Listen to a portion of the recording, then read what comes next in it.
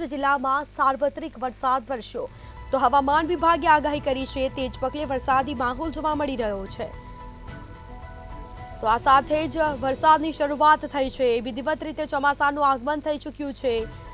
તો બીજી તરફ વરસાદી માહોલ જામ્યો છે, ભરૂચમાં સાર્વત્રિક વરસાદ જોવા મળ્યો છે। તો આ સાથે જ 24 કલાકમાં 9 તાલુકામાં વરસાદી માહોલ જામ્યો। અંકલેશ્વરમાં 1.75 ઇંચ વરસાદ ખાબક્યો, તો આમોદમાં 1 ઇંચ વરસાદ ખાબક્યો, તો જંબુસરમાં 1.5 ઇંચ વરસાદ નોંધાયો છે। તો હવામાન વિભાગે આગાહી કરી હતી અને તેજ પગલે વરસાદી માહોલ જામ્યો છે।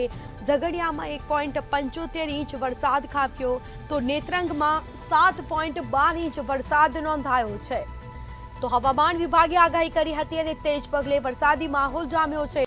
ભરૂચ જિલ્લામાં સાર્વત્રિક વરસાદી માહોલ જામ્યો, ગ્રામ્ય પંથકમાં પણ વરસાદી માહોલ જોવા મળ્યો હતો। તો ભરૂચમાં 1 ઇંચ અને વાગરામાં 1 ઇંચ વરસાદ નોંધાયો, તો વાલિયામાં 4 ઇંચ અને હાંસોટમાં પણ 1 ઇંચ વરસાદ નોંધાયો છે। તો હવામાન વિભાગે ભારે વરસાદની આગાહી કરી છે।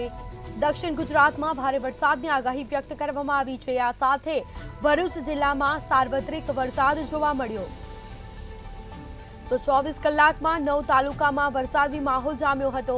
અલગ અલગ વિસ્તારોમાં વરસાદી માહોલ જોવા મળ્યો હતો, જેમાં અંકલેશ્વરમાં 1.75 ઇંચ વરસાદ ખાબક્યો, તો આમોદમાં 1 ઇંચ વરસાદ, જંબુસરમાં 1.5 ઇંચ વરસાદ નોંધાયો છે, તો ઝઘડિયામાં 1.75 ઇંચ વરસાદી માહોલ જામ્યો।